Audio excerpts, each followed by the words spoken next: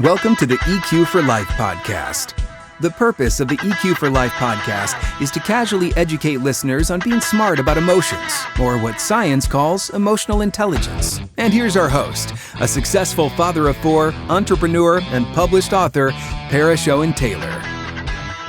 Lots to be said, especially today when a lot of the family models are broken, and we see so much diversity in the family cylinder. So, what's the message to the youth, Chuck? Maybe it's that transition. The families are not the best support. A lot of dysfunctions. We don't need to talk about all of that. So, what's the encouraging word? Again, we say emotional intelligence is learned, so you can learn this. A lot of us learn EI through our family adversities. But what's the message to the young people if they're looking for a direction? Well, first of all, I'd say seek the Lord. Amen. And seek a mentor that can help walk you through that introduction, and because there's a lot of answers in the Bible, but it's hard to understand those answers unless you have somebody who can guide you through it. Mentor, spiritual mentor. Yeah, and you can't read the 66 books of the Bible from cover to end and fully understand what you just read. All right, you got a lot of questions, which we hope. That's the Spirit moving in. Yes, that's right. So, and you got to seek Him every day. You got to seek that guidance, and you got to seek mentors who can help guide you through that. And the next thing you gotta whatever the family looks like to you, and it looks different for everybody. But there's always somebody in your life that cares for you, and that you care for. And so you've got to seek that and express that love. To me, that's what. Because I used to always tell people that, or I still do. The Army has got a 100% get out rate. Right. That is not your life. Right. That is not the end all be all definition of Chuck Webster. Right. And so, now doing very well in that portion of your life, absolutely, man. Go for it. Do all that you can do, but understand that at some point you got to get out of the Army. Right. Well, same thing for, I guess, the youth of our, as you begin and start moving down the road, whatever career you choose, it's got a 100% get out rate. Which means you can change it if it's not right? Yeah, and you can always change it. That's exactly right. Okay. But try something. Sure. And move forward. Get out of the house. Mm-hmm. And I used to always tell because we always have conversations with our sons about hey, go get a job, go get a part-time job, whatever, and they always say, well, I can't find anything. Well, this is what I know with 100% certainty. Nobody's going to knock on that front door and ask you if you want to go work. Right. It's no different than deer hunting. With 100% certainty, I can tell you, you're not going to kill a deer in this living room. Yeah. You've got to get out of this house, right? Put the work in to find that right tree to sit under to put you in an opportunity to kill a deer. Right. Same thing, right? You got to get off. Yeah, you got to get off the house, man. Yeah, and it's okay to fail. You're not a failure. Well, you see, these are other interviews that you and I need to set up. Yeah. How do you deal with failure? Again, when you say you were a brigade, for our listeners, give them some raw numbers of what that means from a leadership perspective. How many people you have under your command when you say brigade? Yeah, a brigade is an organizational entity, how the Army organizes itself. And so if you take it from the very highest point down or work down to the lowest, the Army organizes itself in an army, and then under that army is a corps. So, and in a corps, and we have multiple, we have 4 corps in the Army. In a corps, you have the next level, which is a division, and that corps can have anywhere from 3 to 5 divisions. Now, a corps is commanded by a 3-star general. A division is commanded by a 2-star general. And then below the division is a brigade. And a brigade is commanded by a full colonel in the Army. And and they vary from sizes depending on their purpose. But a fighting brigade normally has about anywhere from 3,500 to 5,000 soldiers in it.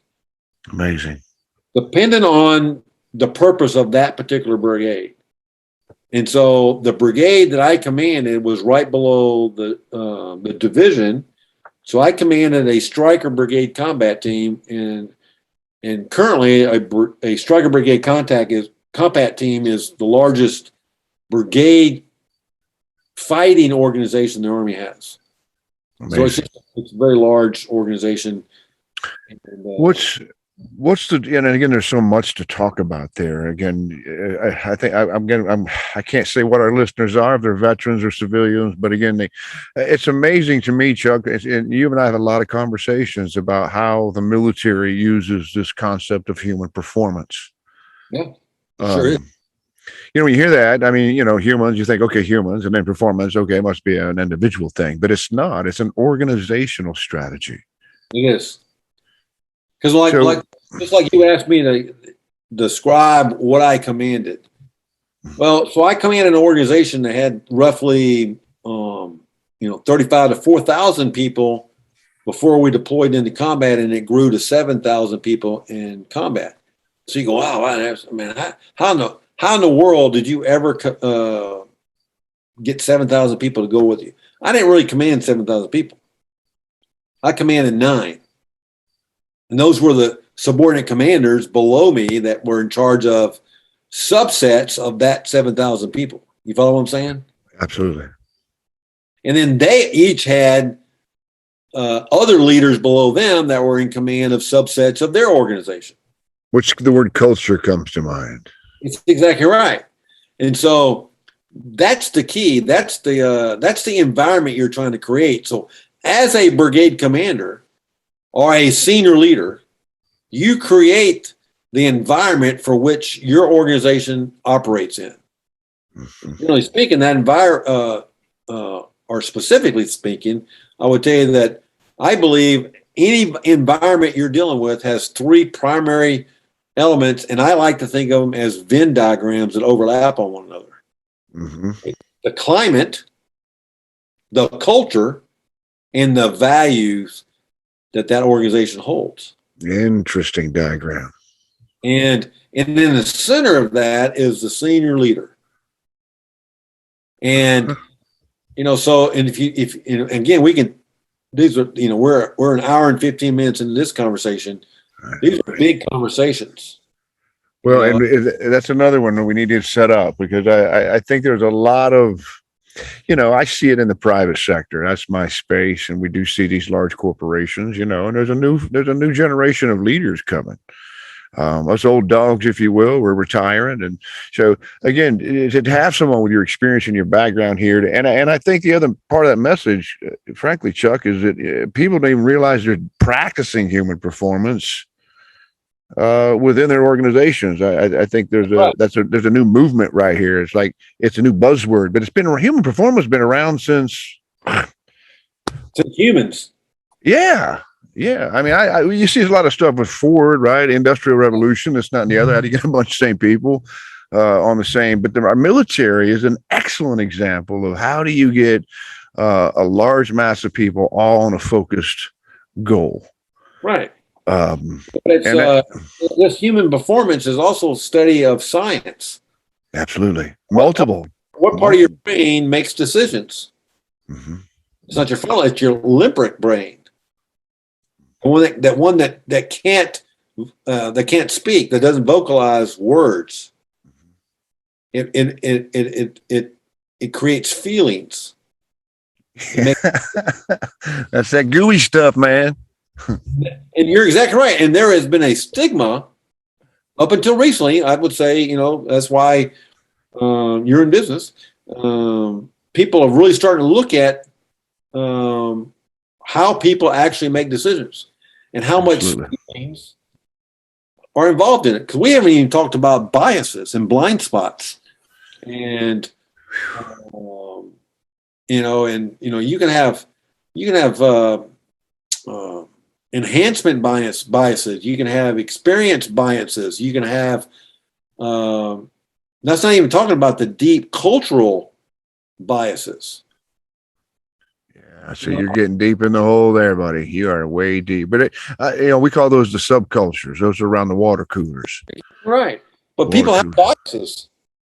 What's that? You can, and I don't mean this. Of course, whenever somebody says that, that's exact. Whenever it says, "Well, it's all due respect, sir," but what they're doing is about to disrespect you. Absolutely.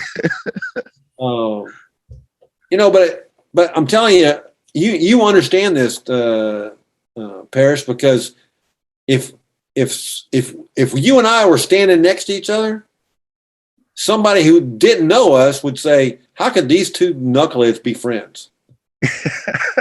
I agree. Because I am clean cut. I stand like a soldier. Institution man. Yeah, you got hair and a goatee, a lot more tattoos. But see, culture, they measure things just off that. That's a biased. Mm-hmm. Mm-hmm. I get it. This is in the Human Performance Handbook. Yeah, people make decisions based on that initial impression, that visual, that but people like Simon Sinek, people like your handbooks, they're telling you that's not what makes the decision. It should be the feelings that make the decisions, and then the logical brain. What's a habit? Oh, I mean, I can go on forever. Well, we're going to need to schedule some more time on this one. Look, in all of your exploits, from the ball field to the warship, which I really truly appreciate your witness and testimony, to your military, is there humor in there? Is there a story, an experience, one that brings a chuckle to mind? I mean, there's a lot of you even wrote that down. I was going to prepare myself for this, and I didn't think of. Well, I got one when you took me 4-wheeling, and I broke my damn wrist because I couldn't control that monster you put me on. What did I tell you before we started? Well, I'm hard-headed. You told me to take it easy, man, but I don't know what it didn't come over on me. I don't remember. Did it come over on me? It didn't. Yeah, it threw you off pretty good, and I was hurting. I know that. That's a great example of doing things right and doing the right things. Right. Because before we went, and I told you, I said, don't follow me too closely because I will negotiate the obstacle so you can see it and then you can negotiate it. And I was riding your ass. Were. And I flipped and you went over that thing and it was a pretty tricky little obstacle, and I looked back there, and all 4 of those wheels were sticking straight up in the air. I said, "Oh, that's not good." Yeah, that's not good. That's not good. Well, I put that on my. Some men are able to do it. A wall of shame. I have a wall of shame because I remember I wore a cast for a while on that one. I had a cast. And it was because of that incident, I carry blow up cast with me now. Well, see, that's a good thing to come out of it. Yeah, I carry those blow up splints. You know what I mean?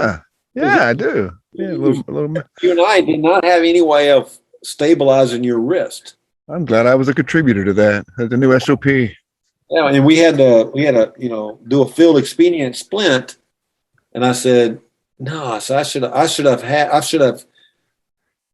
done things right and anticipated a possible injury. See, that's a reflection exercise there. After it was all dust and settled, you sat there in your solitude and you thought back and you found a corrective action. That's why when my boys and I were four-wheeling in Colorado, and Jack and I flipped one of those four-wheelers down a pretty sharp embankment, and we almost couldn't get it out of there. Well, from that day forward, I started carrying a come along. Right. You got to, that's another part of the human performance measures. You got to modify the SOPs from time to time. Right, exactly right. My first aid kit, every trip you learn something. Oh, I didn't have one of those. I need that. Well, we want you to, right? I mean, I don't think that's the natural part of it. You got to train yourself to be learning for what you could be doing better. Yeah. So listen, as we wrap this up, I want to say, look, you got anything, we're talking about EQ for life, emotional intelligence, all applications. We're using these skills every day. You got anything in your head or your heart you'd want to close out with? Well, I would tell you, it's like what I talked about. What needs to center you is your spiritual growth. Right. And so just like you'll never be Jesus. You can be like Jesus, but you never be there. But you always got to strive and work. But the trick is you got to put the work in. You got to constantly strive to be better. Well, same thing with emotional intelligence. Just like we were talking about the lessons learned from you breaking your wrist. Mm-hmm. If you don't apply the lessons that you learn through life, you have an argument with your wife over something stupid. Okay, learn from that and don't do that again. Skills required. You touch a hot stove and you go, oh, well, don't do that again. Your brain tells you don't do that again. Right. And to me, it's this constant reflection, this constant this journey of always striving to be better. Absolutely. Be a better parent. Work at it. Study it. That's so significant you say that, Chuck, because, I Purdue graduate, 88, honors, in and out and 4, lost, jobless. That's what the first mentor said to me is, the whole self thing. You've got to, I don't know why I had to mention that. You just kind of triggered it for me, but it was like, that's what they said. Look, the world's going to change. It's not going to change. The government's going to change or not change, but let's work on you. Yeah. And the notion had never occurred to me before, right. But I bought it. I swallowed the blue pill, I guess, and took off from there. What's being done to you and say, okay, start with love. Mm-hmm. Hey, Paris, I love you. All right, so start with that, and let's work from there. And the emotional intelligence piece is learning to love yourself. Exactly right. It's huge. Like I used to tell my rugby son, this past year was pretty rough on him because he's used to being a successful guy, and he wasn't necessarily. There's two types of contracts in rugby world. There's a hourly contract and a salary contract. Of course, you want the salary contract. Comes with better benefits and all that kind of stuff. And oh, by the way, that's the way it is in the world. You got an hourly job and you got a salary job. Right. And so he goes, and he was just, working his butt off, and he wasn't getting to play. He wasn't making the roster. So forth and so on, and he was getting really frustrated. And I kept telling him, I said, Jack, first of all, you don't know what the path that God has planned for you. And a 23-year-old doesn't necessarily want to hear that. I said, but start with that. You don't know. We're not smart enough to understand our God's plan for our life. Right. What he tells us, what Solomon told us in Ecclesiastes, it's for us to simply do our job and be joyful every day. Amen. So with that being said, I used to tell Jack, I said, Jack, hey, buddy, you may not be the best player. In other words, there's always going to be somebody who can outrun you. There's always going to be somebody who can outpass you. There's always going to be somebody who can out-hit you. There's going to be somebody who's got a better rugby IQ than you do. I said, but this is what you need to be. You need to be the best man. You need to be the best teammate. You need to be when the coach goes, who is our best guy?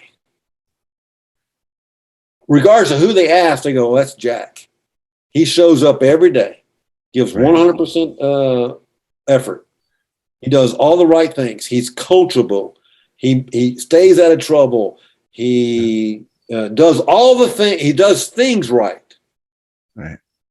And eventually he's going to be able to do the right things. There you go. Then there it is.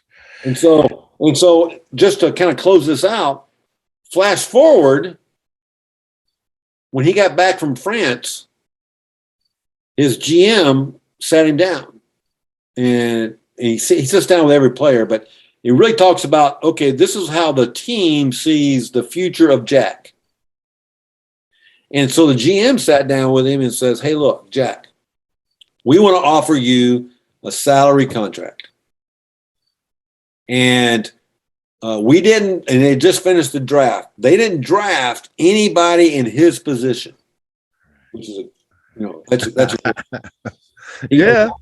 We see great things for you next. You're going to be a part of our game plan in the next season. And so, he was feeling good about that. He goes, but I'm going to tell you, this is why we feel that way. Right now, everybody on this team loves you. They think you are the best player we got. He's a conduit. And it says, and everybody saw you show up every single day this past season. Right. Even when things weren't going his way. Even when things weren't getting bad. Right. Even when the roster comes out on Wednesday and you're not playing on Friday or Saturday, you showed up again. You went to the weight room. You went to the team meetings. You went to the field. You 100%. Yep. And he goes, the coach saw that. I saw that. The captains of the team saw that. And we want you on our team. And so Jack's loaded with emotional intelligence too, I can assure you, with his behavior patterns. So he got positive affirmation of that hard. And I think the youth today, they want immediate gratification. I'm sorry, I think we're breaking up there. Delayed gratification is an emotional intelligence skill. It is. I think to compliment you and again, kind of close it out is the message to Jack is, Jack, be the best version of Jack. Right. Be the best version. And again, all these behaviors and things that we talk about, coachable, showing up. Again, I always say it's skills required. Your boy is loaded with emotional intelligence. It just shows in his behavior patterns, whether he's in school or he's in his career, it doesn't matter. And success is also defined by the individual. So right, absolutely. Now that's a topic in and of itself. It is. We got a lot of influence in our country here about what success looks like. So again, I've got 4 additional topics for you and I on a new podcast, Mr. Chuck Webster. Again, we try to keep it casual, but for you and I, it just seems like we're so passionate about the subject. EQ4 Life. Do I have your maybe a subtle agreement that we can do another podcast in the near future? Absolutely. All right, brother. Listen, I love you, man. I really appreciate your time. You betcha. And take care of yourself and send all the best to your youngins. Thank you for participating in this podcast event, EQ4 Life. To learn more about the EQ4 Life podcast or Parish, please contact us online at info@parishowentaylor.com or call 866-487-2815. That's 866-487-2815. Hey, friends and neighbors, just want to get a quick plug here, man. I just want to thank all our guests right now for the EQ4 Life podcast.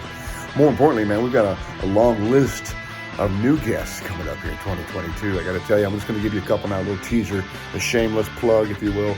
Bill Martin, you're going to love Bill, right? Paramedic, line mechanic, just a brainiac, but has such a unique spin on how he improves his quality of life through emotional intelligence. We've got John Heim. John's a dear graduate of mine from Purdue University. He's an EQ4 for athletics coach over in Canada. We've got Dan Peterson, military veteran, 30-year-old young man. He's now a contractor, private contractor flying drones. We've got Mr. Chris Conlon, director of process safety at a large utility, now retired, living in Kentucky. Joe Lynch, another successful corporate executive and baseball coach up there in Cooperstown. So we've got all kinds of good stuff coming. If you're interested in being a guest, you got a special way, I want you to come on by and or reach out to us in some way. Another shameless plug here. We've got a lot of folks asking for the books, right? Real simple, easy read, right? Just got a whole new bundle of them. So if you've been waiting on the waiting list, just reach out to Miss Lori or myself, and we'll surely get one out to you. So just want to say thank you. Wishing you a prosperous 2022. God bless.